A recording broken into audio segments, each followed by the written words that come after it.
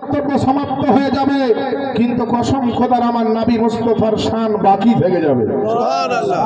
আপনারা এখানে নেকির জন্য এসেছেন, ভালোর জন্য এসেছেন, কিছু নেকি অর্জন করব, সওয়াব হাসিল করব। অতএব আপনারা কেউ চুপ করে থাকবেন না। মুহাব্বতের কথায়, ভালো কথায়, গুরুত্বপূর্ণ কথায়, আশ্চর্যজনিত কথা, হাদিস ও কোরআনের কথা যখন ভালো ভালো শুনবেন তখন সুবহানাল্লাহ বলবেন। তাতে নিজের দিল ঈমান পরিষ্কার হবে, ঈমানের ব্যাটারি চার্জ হবে, নেকি পাবেন, গুনাহ মাফ হবে, সম্মানের দরজা আল্লাহ উঁচু করবে। এর জন্য বলবো চুপচাপ থাকবেন না, সামনের জায়গাগুলো পূরণ করেন। পরে যারা আসবেন তারা পিছনে বসবেন। প্রথম থেকে পিছনে গিয়ে জায়গা ঘেরে সামনেটা ফাঁকা রাখবেন না। বেরাদারান ইসলাম, নবীর শান যুগে যুগে যারা ছোট করতে এসেছে তারা নিজেই ছোট হয়েছে, আর যারা নবীর শানকে উঁচু করেছে আল্লাহ পাক তাদের শানকে উঁচু করে দিয়েছে। বলবেন কেমন করে?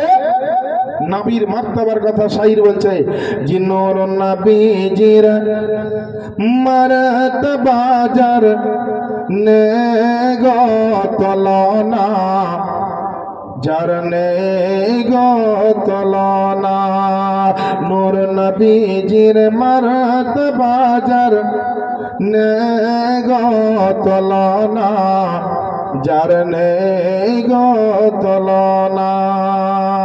আরে ঘুরে দেখো সারা দুনিয়া, ঘুরে দেখো সারা দুনিয়া, সবাই নবীর দিওয়ানা।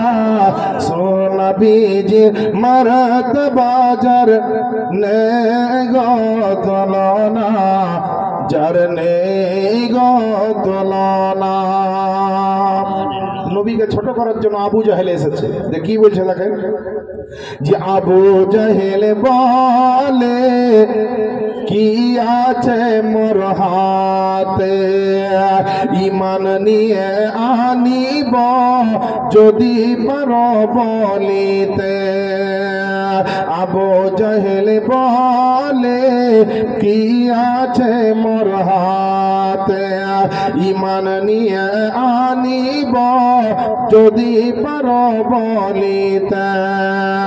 আরে কাকর হাতে কালেমা পড়ে, কাকর হাতে কালেমা পড়ে, পে নবীর ইশারা, নূর নবীজির মারতবা যার নে গো তলনা, যার নে গো তলনা।